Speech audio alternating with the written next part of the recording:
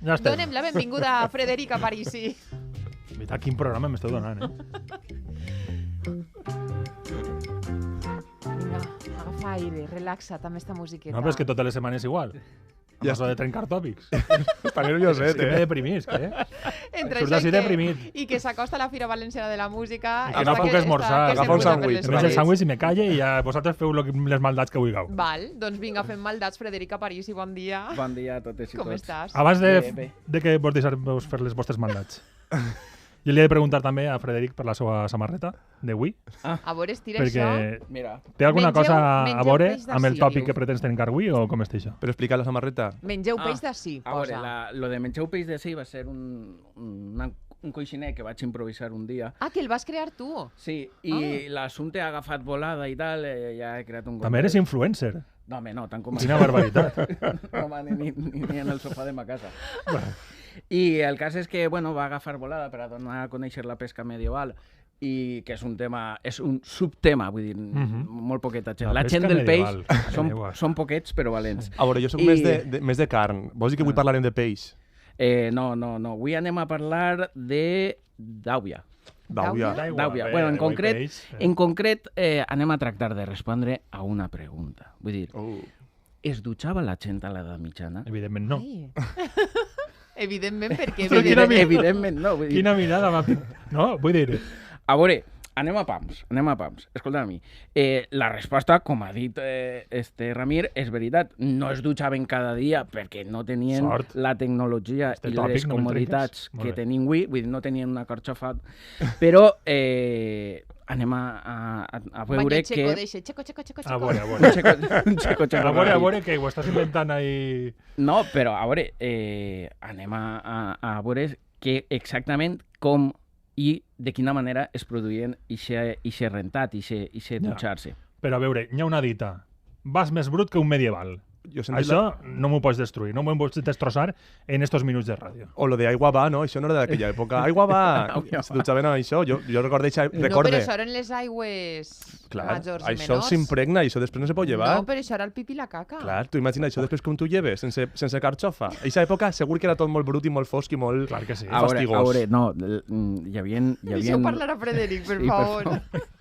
Hi havia pous negres en els que se llançaven, vull dir, no se tiraven Pous al carrer. negres, vull dir, és que ja el seu nom, Pou Negre, ahí... Clar, però vull dir, Molta- això A remulla. Clar, allí s'amuntegava tot i era després per a femar la terra, però, a veure, no existia la higiene tal com l'entenem avui en dia, però una vegada més, ixe no tan rotund que ha llançat Ramir, doncs era un tòpic, no? Vaja. I que en gran mesura devem a No escenes com aquesta. Esperad. Quedaos ahí, Lancelot, no os acerquéis. Por el amor de Dios, Majestad. No comprendo por qué no puedo. Os he visto cubierto por una cosa horrible. De vuestro cuerpo salía una especie de espuma blanca. Pensé que os había afectado alguna vez. ¡Una plaga!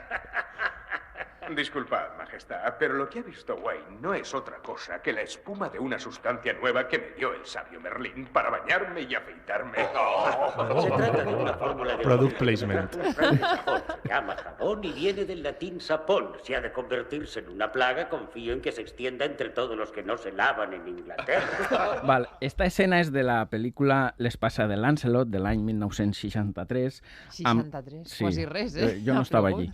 Amb guió, direcció i protagonisme de Cornel Ho White. volia fer tot, este home. Sí, també. Era multifacètic.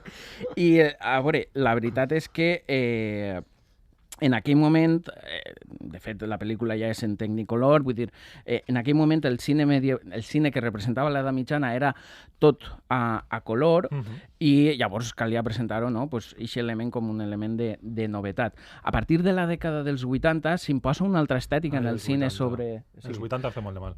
O molt de bé, segons es mire. I s'imposa una altra estètica en la que es mostra una edat mitjana, doncs, com deia Guillem abans, fosca, bruta, tenebrosa, i un bon ejemplo sería esta película. El libro se quedó en la mesa del traductor. Berengario volvió allí anoche y lo leyó.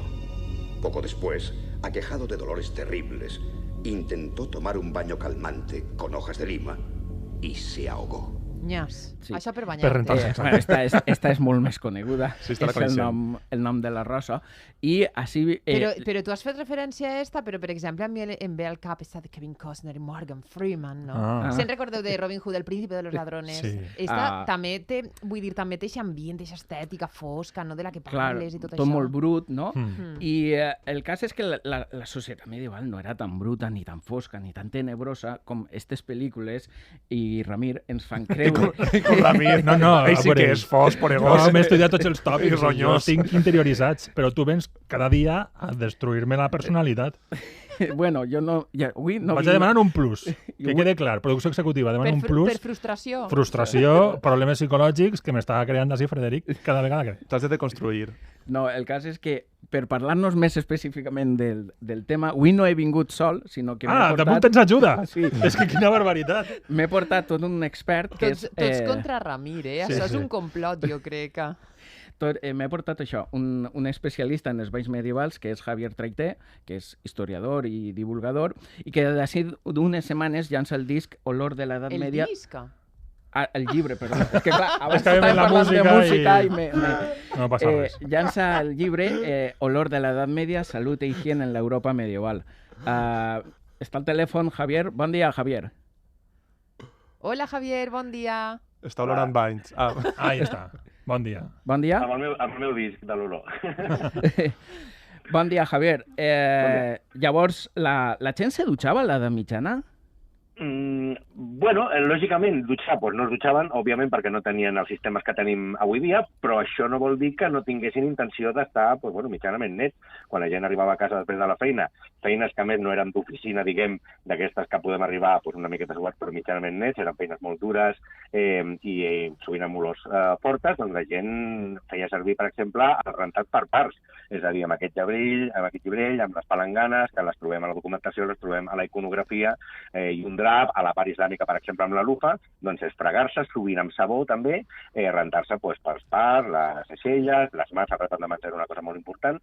I després, l'alternativa a la dutxa a l'edat mitjana, que és una cosa que no pensem gaire, que és el canvi de la roba interior. A l'edat mitjana hi havia aquesta camisa, aquesta peça interior que la gent no veu, que separa la suor del cos de la roba de fora i que és la que absorbeix cada dia, i és cada dia que la gent s'ha d'anar canviant les camises, que això, per exemple, ho veus als testaments, fins i tot la gent més pobra tenia com a mínim 2 camises o 3 per poder-se anar canviant i anar, diguem, renovant el vestuari interior i anar-les rentant. O sigui que, bueno, no tenien dutxes, però, diguem que aquesta higiene s'anava fent. I escolta, Javier, això no seria suficient, no?, per a mantindre's net de veritat. I menys en el tipus de feina d'aquell temps, no?, les més dures i més pudentes, per dir-ho d'alguna manera. Clar, no? Imagina, clar, és que ceràmica, carnisseries, és que és una cosa no. Llavors, què passa? Aquí és on trobem, on entra en joc, el que és una de les instal·lacions bàsiques de la ciutat medieval, que és la casa de banys, que és una cosa que normalment no ho pensem, no la imaginem, la pensem més bé com un luxe, i en realitat la casa de banys era un must a totes les ciutats medievals, com podia ser el port, no podia ser el molí, i ho trobem a tota la documentació de tota Europa. Les tenim per tota Europa amb diferents estils. Hi ha cases de banys que tenen grans banyeres, altres que només funcionen amb vapor, per exemple, la península ibèrica és un bany islàmic que no acostuma a utilitzar banyeres i simplement és un bany de vapor i després amb els cubells d'aigua anar rentant. Llavors, aquestes instal·lacions és on la gent va a rentar-se a profunditat mínim una vegada a la setmana, rentar-se bé el cap, rentar-se bé el cos i socialitzar una miqueta. Ja, a passar el ratito, no? A xerrar una miqueta amb els amics, els veïns i tot. Sí. Molt bé. Llavors, hi havia d'altres torns o maneres d'arreglar aquest bany públic? Sí, sí que és cert. Clar, Europa, en aquesta època de la mitjana, no havia res centralitzat, pues cada un és un poco de su padre y de su madre, ¿no? Cada un se pot les coses com pot o amb la realitat que té. Clar, hi ha una segregació entre homes i dones, no acostumem a trobar a l'edat mitjana banys mixtes, a més que hi hagi 2 sales específiques, això sí, els banys més grans, però com normalment parlem de ciutats petites i cases de banys petites, el que fan són torns per sexe i, per exemple, aquí a Península Ibèrica trobem molta segregació per religió. És a dir, per exemple, doncs al els furs, els reglaments de cada ciutat, doncs trobem, per exemple, que els dilluns van les dones cristianes dilluns i dimecres, les dones musulmanes divendres i dissabte, els homes només els dijous.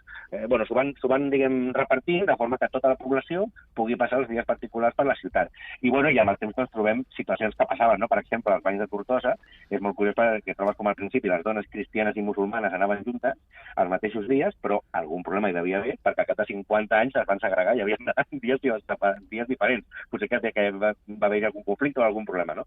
Llavors, aquestes històries les trobem per tota Europa, com els banys eren part de la vida quotidiana i de les avinences i desavinences que hi havia entre la població. O sigui, que és una cosa que hem de pensar més, que a la gent li agradava anar als banys i estàs una bona estona allà, com quien se iba un poquito no a l'espa, però quasi. Molt bé. Bueno, la veritat és que al final, com tu dius, apareix en la documentació i som una miqueta esclaus de les fonts. Vaja, un goig, com sempre, parlar amb tu, Javier. Frederic, li puc preguntar una coseta a Javier? Vinga, ràpid. Només, hi havia més tolerància a l'olor, potser en aquella època, tot i els banys? Perquè encara que hi haguera un bany públic, vull dir jo, això, en estiu es dutxen 4 voltes al dia. Clar, hem de pensar una cosa, hem de pensar que el paradigma era diferent, és a dir, estem en un món que era un món agrari, rural, amb la qual cosa hi ha una sèrie d'olors i artesanal, hi ha una sèrie d'olors que els tenien acostumats. Estaven acostumats a nosaltres, clar, però de la mateixa manera tu fots ara un camperol del segle XII al llit d'un polígon industrial i es mor allà mateix, perquè no pots suportar totes les fums i les pudors de la societat industrial que tenim nosaltres. Llavors, és un paradigma, clar, és un paradigma diferent que lògicament nosaltres ens seria molt fort, però això no vol dir que fossin bruts.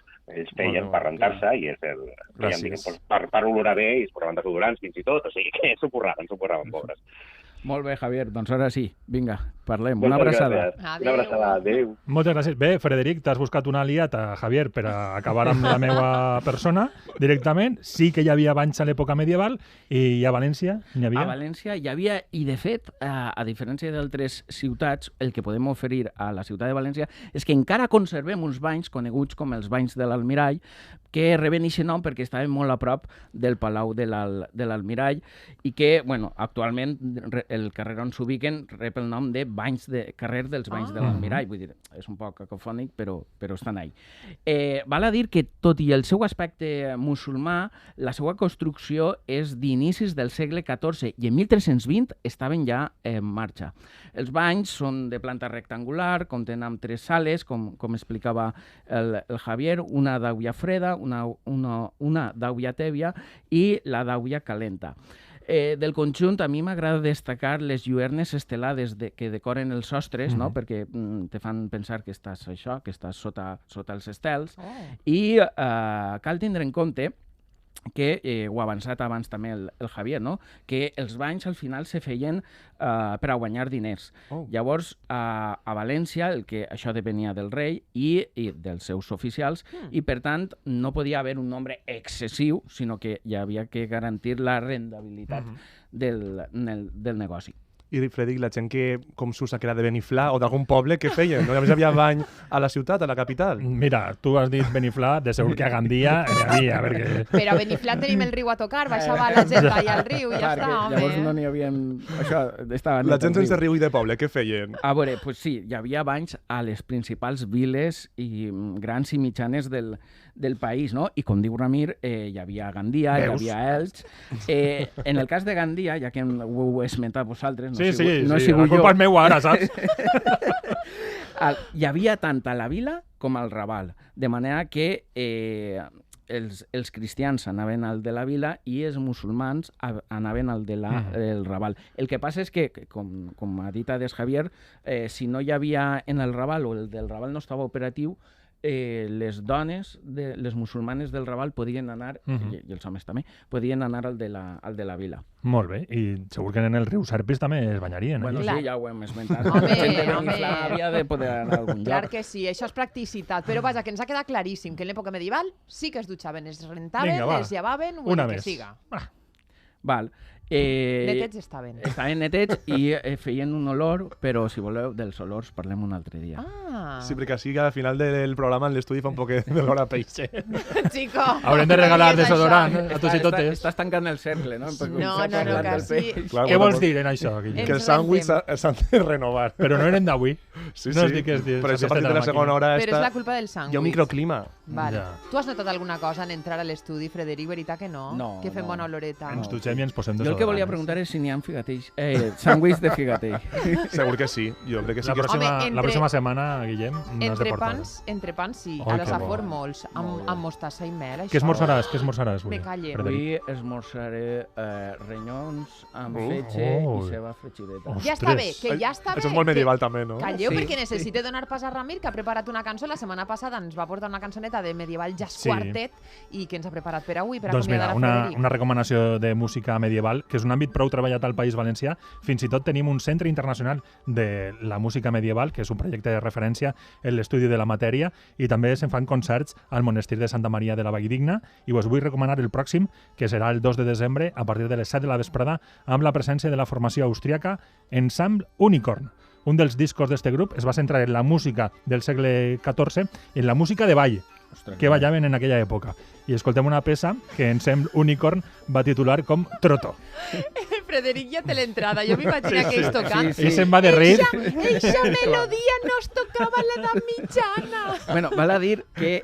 Ai, espera. A veure, el tòpic. Es trobem allí, perquè jo solc anar a este cicle que ja m'ho organitza la Mancomunitat, allí al monestir de Santa Maria de Valldigna, perquè és que és un goig i és un flipe el treball que es fa des de la Mancomunitat. També fan un cicle de conferències d'història medieval i a la qual convida la gent a anar. Perfecte. I van alternant. Molt bé. Gràcies, Frederic. Fins la Moltes pròxima. Vinga. No enerves molt a Ramir. Arribem a les 11. Deia jo que arribem... No em deixa parlar? A les 11, he dit a les 11. Arribem a les 11 del matí i escoltem el butlletí horari, actualitzem totes les notícies, ens posem al dia i tornem de seguida.